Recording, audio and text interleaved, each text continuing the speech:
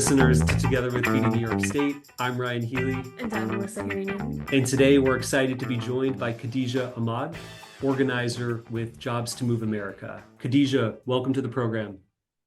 Thank you so much. Yeah, of course. So, Khadeejah, tell us about Jobs to Move America and how you got involved in this work.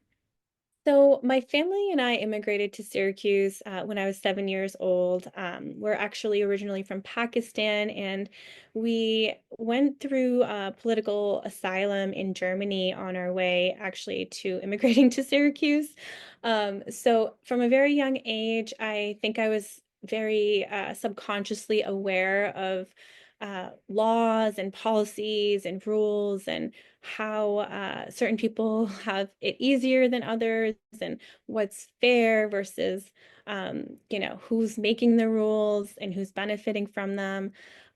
So growing up in Syracuse, I was lucky enough to get my public education here. And after college, I ended up getting a position working in public policy for a progressive Massachusetts state rep who had also been a labor leader for most of his career. So I got to taste firsthand there what influencing policy and doing like social justice work that actually affected constituents looked and felt like, and it was really inspiring. And from there, I was able to join the labor movement and work as an organizer for 8+ years, and really got an understanding of like the labor history and the need for worker protections. And then it also personally coincided with, things happening in my life, like my dad, who had worked, tirelessly my whole life to support us and to have us have more opportunities, was laid off by his software engineering position that he'd been in for 20+ years, because it lacked the exact sort of union protections that I had been advocating for. So after COVID, I moved back home to Syracuse from Massachusetts and wanted to look for meaningful work locally. And I found this position with Jobs to Move America that is sort of a perfect combination of looking at policy, looking at social justice, looking at labor and workforce equity protections, and also doing community organizing in a place where the family that I do have that's in the country, this is where they live in central New York, and I know it's going to be the home of future generations in my family as well. Thanks, Khadeejah. Really appreciate that context and you sharing your personal experiences and involvement in the issues. So tell us a little bit more about Jobs to Move America and the primary mission of your platform. Jobs to Move America is a strategic research and policy center, a nonpartisan nonprofit organization, and they help communities win community benefit agreements, which hold companies accountable to sort of the promises that they make, especially when $20 billion worth of federal, state, and local grants and subsidies is being awarded to Micron. It's really important that the public and the community gets the most possible benefits out of a project of this scope, and especially around the promises that are being made. So Jobs to Move America sort of looks to do community organizing and coalition building to have the community coalition really negotiate with Micron and create a community benefits agreement. That would be the long-term sort of goal. But more imminently, we're just organizing right now around the job standards we'd like to see, and also the environmental concerns and protections that we would like to see. Thank you. Really appreciate all the work that you're doing. And so curious why this is particularly important for the Syracuse community. So even though Micron hasn't technically broken ground yet or done any of their permanent workforce hiring, which they say will be about 9,000 workers over the course of 20 years, it's really important for the community to be aware of industry standards, like around the jobs, concerns around worker safety, and also around the environmental impacts of companies like this. What we do know from looking at data around job standards is that a lot of these jobs are not $100,000 jobs the way a lot of Syracuseans are thinking that all of these jobs will be, but rather a lot of these titles are $40,000 annual average jobs. And it's not until you get into some of the higher sort of occupational titles, which don't make up that much of the industry in terms of density of title, right? Like that you start to see the $100,000 jobs. So for example, an assembler and fabricators, which make up about 18% of the industry, make about $40,540 annually. Production occupations make about $46,000 annually. And metal workers and plastic workers also 46,000 annually. And then it's not until you're getting into sort of the computer and mathematical occupations, architecture and engineer occupations, business and financial operations occupations that you're seeing $100,000 figures, but that's only about 7% of the titles in the industry. So we really need to make sure that we actually have a clear understanding of what are the titles and what are the wages, not averages, but minimums, how many of each title is being hired each year of the 20 course plan.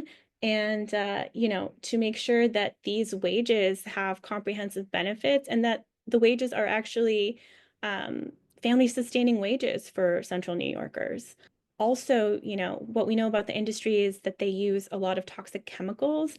So the impact on worker safety is concerning, and we need to make sure that the highest standards be used. And sometimes that's moving beyond just OSHA compliance. Also, then the impact on the environment, the toxic chemicals in the air, in the water, the amount of water used, the amount of electricity used. So there's a lot of things that we do know that communities that host, tech industry sites like this end up facing. And so we're trying to get ahead of it and make sure that we have the highest mitigation standards and the job standards that we're demanding as a community. Thanks so much, Khadeejah. That's extremely helpful. So, diving into the platform a little bit, how does your platform, and you hit on some of these important issues to be considering, how does the platform identify and address barriers to high-paying, stable, safe jobs for folks in the community who are marginalized? The platform asks that Micron make meaningful commitments to percentages of new hires that come from local marginalized communities, and making sure that our pathways to employment, like our training and apprenticeship programs, are actually reaching the communities that have been typically left out of these spaces, like communities of color and women. And so we are looking for intentionally targeting the most disadvantaged residents. And we know that, as we mentioned before, Syracuse has some of the highest concentration of poverty. Yeah, thank you. And also, so speaking of poverty, I'm curious about how some of these barriers connect to hunger, poverty, and food hardship. Well, without families having access to stable and well-paying jobs, it's hard to afford healthy food. And if children are going hungry, it's hard to do well in school.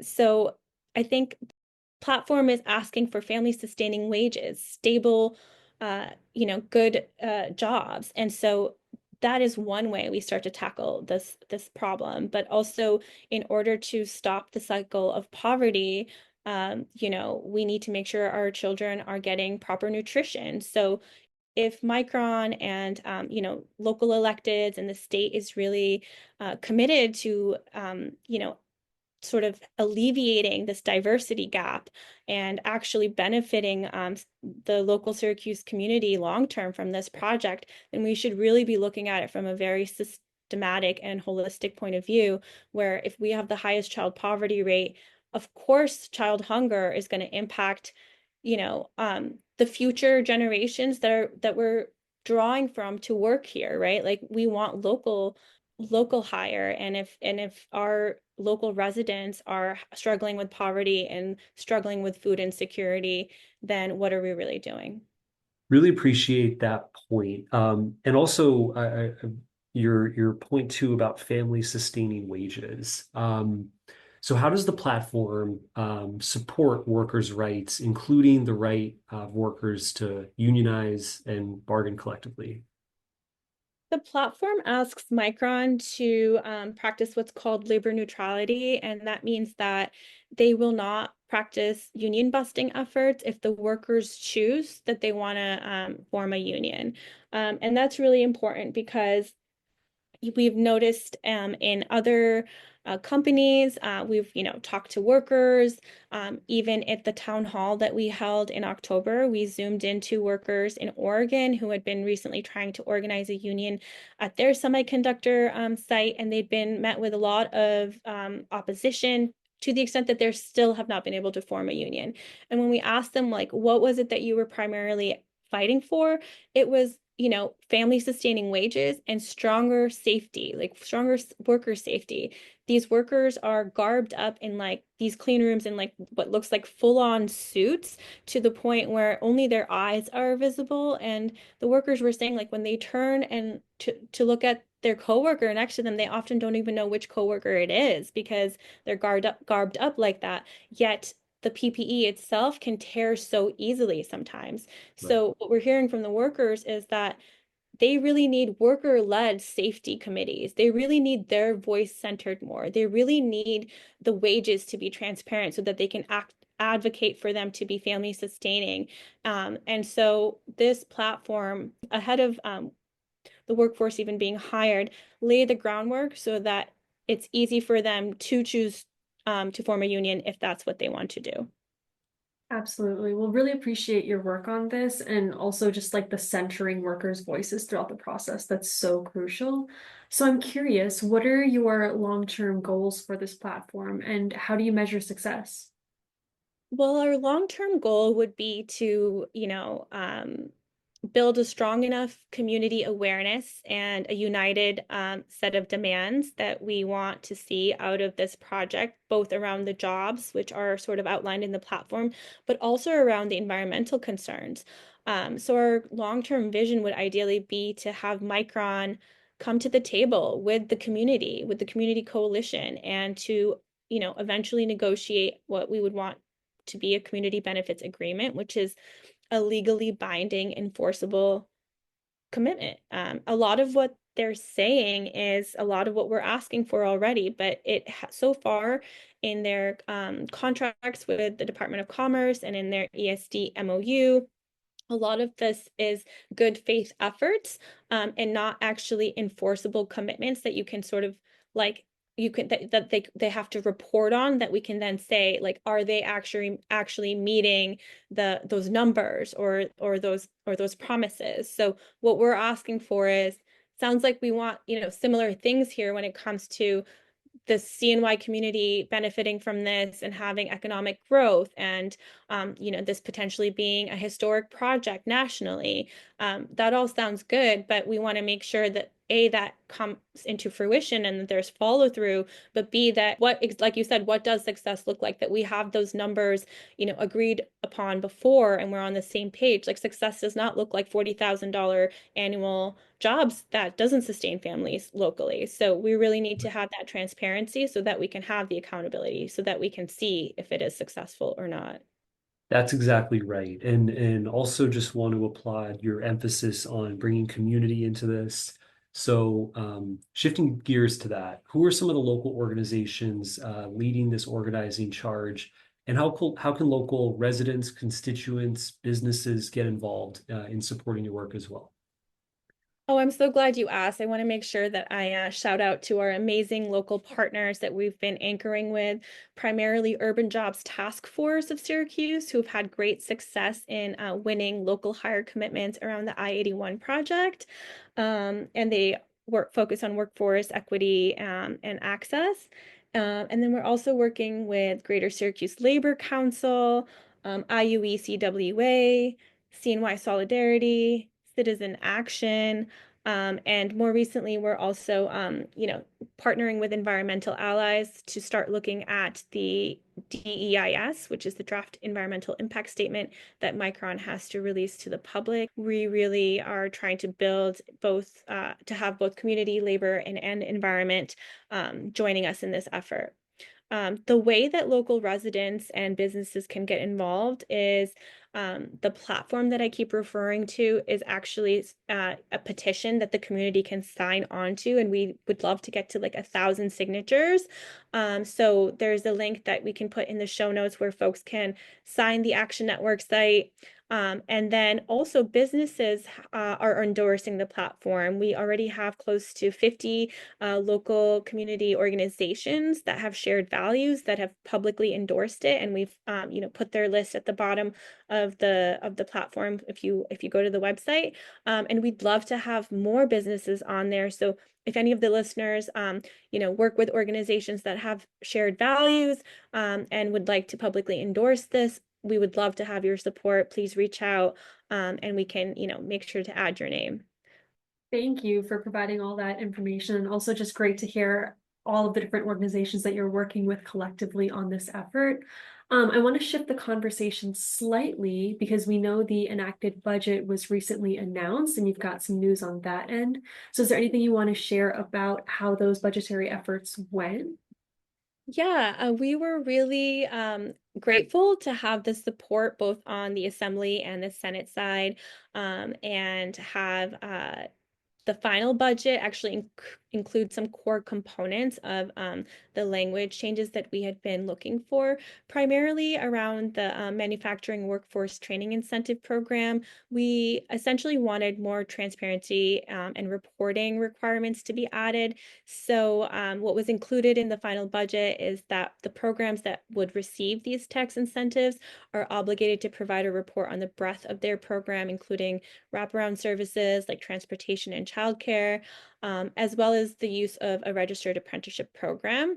And then Empire State Development would be required to submit and post on its website an annual report, providing such details as the number of business participants in the program, as well as the number of workers being trained and how many have completed the training.